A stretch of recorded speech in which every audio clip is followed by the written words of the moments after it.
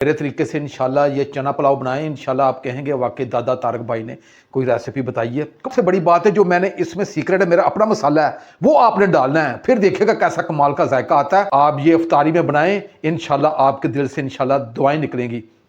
ये मुकम्मल मैं आपको ये चावल चेक करवा रहा हूँ नीचे से चम्मच डाल के भी कि अच्छे तरीके से आप चेक करें कि कितने ज़बरदस्त किस्म के हमारे ये चावल कुक हुए हैं और इसकी बहुत ही प्यारी खुशबू मेरे पूरे किचन में फैल चुकी है।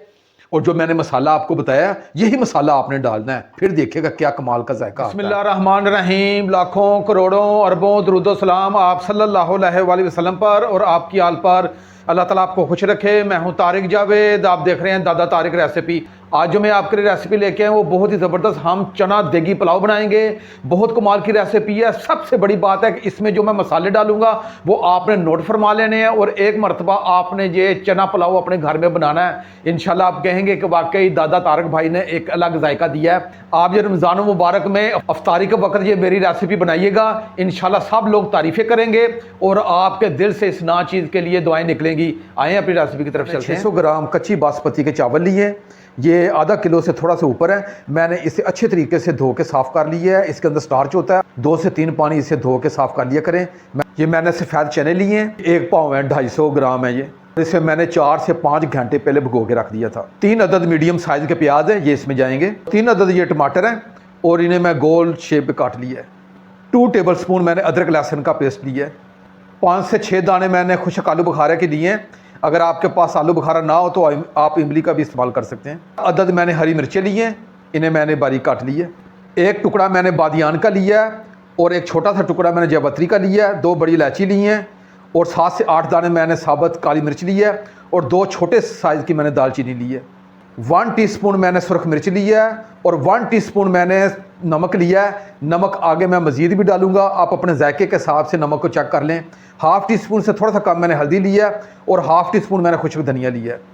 जी आज की रेसिपी बहुत ख़ास होने जा रही है और मुझे यकीन है कि जो मैं मसाले डालूंगा वो आज से पहले आपने कभी नहीं डाले होंगे। मेरी रेसिपी जिस तरह मैं बनाऊंगा इसी तरह आपने बनाना है। इंशाल्लाह कहेंगे कि वाकई एक अलग जायका दादा तारक भाई ने दिया।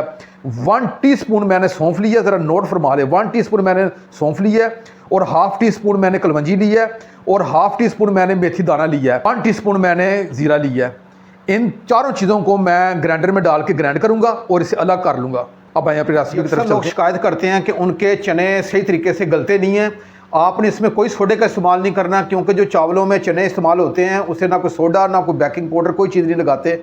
आपने मेरे तरीके से ये आज की रेसिपी बनानी है और मैं आपको बताऊंगा कि चने का गलाने का सही तरीका क्या है। आपने कुकर ले लेना है, ये चने हैं ये मैं इसमें डाल, मैं अपने कुकर में डाल दिए हैं। अब पहले जो मैं आपको मसाले बताएं उसमें मैंने लौंग नहीं आपको बताए, लौंग इसमें 5 अदद ये मैं सिर्फ डाल दूंगा इसे। और आपने सिर्फ 2 गिलास पानी इसमें डालना है और इसमें आपने नमक नहीं डालना। अगर आप नमक डालेंगे वो सही तरीके से कुक नहीं होंगे चने। और अब मैं इसे पहली सीटी के साथ सिर्फ 8 से 9 मिनट का कुकर लगाऊंगा और बेहतरीन ये हमारे चने कुक हो जाएंगे। लोग क्या करते हैं साथ इसमें नमक डाल देते हैं, नमक डालने से वो सही चने गलते नहीं हैं। तो आपने मेरे लगाता हूँ और चने को मैं गला लेता हूँ। चूल्हे पे मैंने कुकर रख दिया है और हमारे चने वो गल रहे हैं। उतनी देर में हम ये मसाला तैयार करेंगे।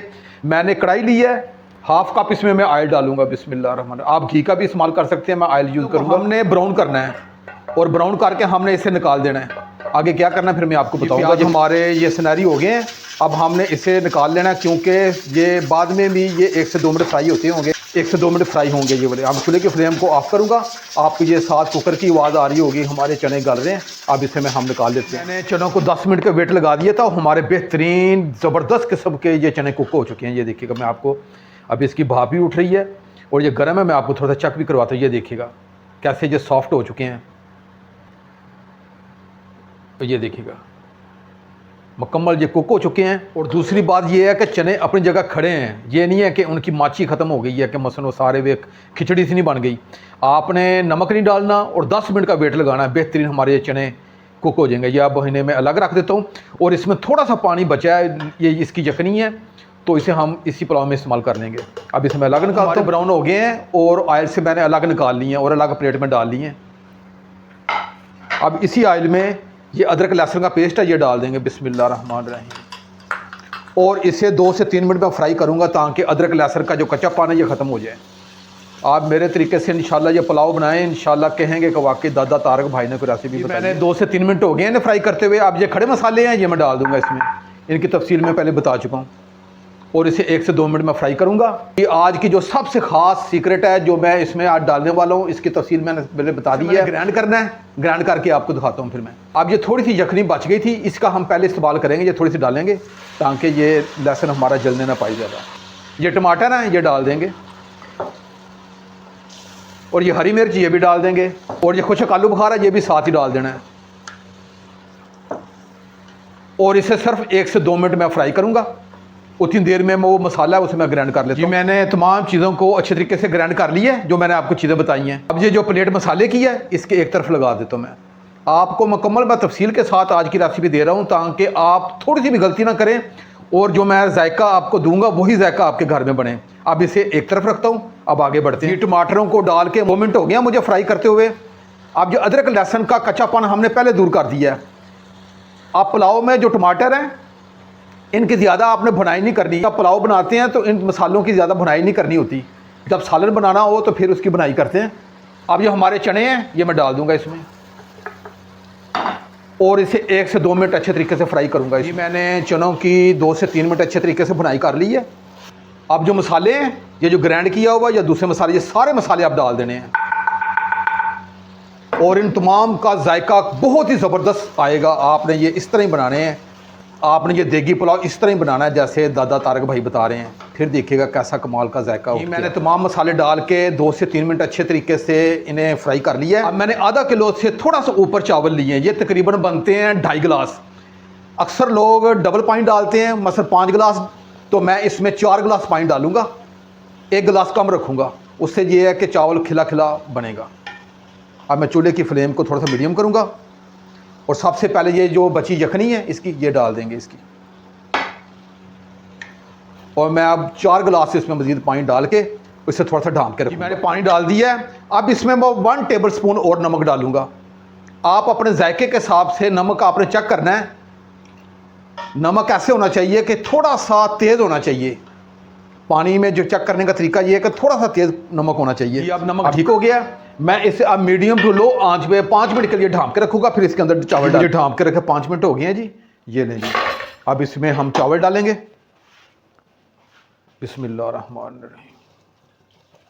और इन चावलों को मैं हल्के हाथ से मिक्स करूँगा। अब आपने ज़्यादा ये चम्मच नहीं इसके अंदर डालना और मैं आँच को थोड़ा सा तेज़ करूँगा, मीडियम से थोड़ा सा हाई करूँगा और साथ ही इसे ढाँप के रखूँगा ताकि ये 50% चावल कुक हो जाए। फिर इसे दम भी लगाएंगे जी। अब इसका ढक्कन उठा के हम चेक भी करते हैं और बीच में दरमियान में मैंने 1 से 2 मरतबा चेक भी किया और 1 मरतबा से चाहिए। देखिएगा चावलों का काफ़ी पानी खुश्क हो चुका है और ये मुकम्मल चावल हमारे ड्राई हो चुके हैं। अब इसे हम दम लगाएंगे। ये जो प्याज हैं ये हम ऊपर डाल देंगे जी। मीडियम टू लो आंच पे 20 मिनट का दम लगाऊंगा और 20 मिनट के बाद इंशाल्लाह ये बेहतरीन हमारे चावल कुक हो जाएंगे। और मेरे कढ़ाई में ये एक छोटा सुराख है, ये लौंग ऐसे दबा के ये सुराख भी बंद कर देंगे ताकि स्टीम बाहर ना निकले और आंच को मैं मीडियम टू लो करूँगा। अब 20 मिनट के बाद मुझे दम पे रखे हुए 15 से 20 मिनट के दरमियान हो गए हैं। अब इसका ढक्कन उठा के चेक कर लेते हैं जी। ये लें जी, कैसे ज़बरदस्त किस्म के हमारे ये चना पुलाव तैयार हुआ है। और आप ये देखिएगा कैसा खिला चावल है। ये आप मेरे तरीके से बनाएं, इंशाल्लाह आप कहेंगे कि वाकई दादा तारक भाई ने कोई रेसिपी बताई है। तमाम चावलों को ये थोड़ा सा अलग अलग कर देता हूँ। ये देखिएगा कैसे ज़बरदस्त किस्म के चावल कुक हुए हैं। मैं आपको थोड़ा सा कंडीशन आपको करीब से भी दिखाता हूँ। ये देखिएगा आप मेरे तरीके से इंशाल्लाह ये चना पुलाव बनाएं, इंशाल्लाह आप कहेंगे वाकई दादा तारक भाई ने कोई रेसिपी बताई है। कमाल की रेसिपी है। और सबसे बड़ी बात है जो मैंने इसमें सीक्रेट है, मेरा अपना मसाला है, वो आपने डालना है। फिर देखिएगा कैसा कमाल का जायका आता है। आप ये इफ्तारी में बनाएं, इंशाल्लाह आपके दिल से इंशाल्लाह दुआएं निकलेंगी। ये मुकम्मल मैं आपको ये चावल चेक करवा रहा हूँ नीचे से चम्मच डाल के भी कि अच्छे तरीके से आप चेक करें कि कितने ज़बरदस्त किस्म के हमारे ये चावल कुक हुए हैं। और इसकी बहुत ही प्यारी खुशबू मेरे पूरे किचन में फैल चुकी है। और जो मैंने मसाला आपको बताया यही मसाला आपने डालना है। फिर देखिएगा क्या कमाल का जायका आता है। अगर मेरी रेसिपी अच्छी लगे तो मेरे चैनल को ज़रूर सब्सक्राइब कर दिया करें और मेरी वीडियो को आगे ज़रूर शेयर किया करें। ये आपकी तरफ से हौसला अफजाई होती है। अब अपने भाई तारिक को इजाज़त दें। इंशाल्लाह मैं एक नई रेसिपी के साथ हाजिर हूँगा। अपना बहुत ख्याल रखिएगा। अल्लाह हाफिज़।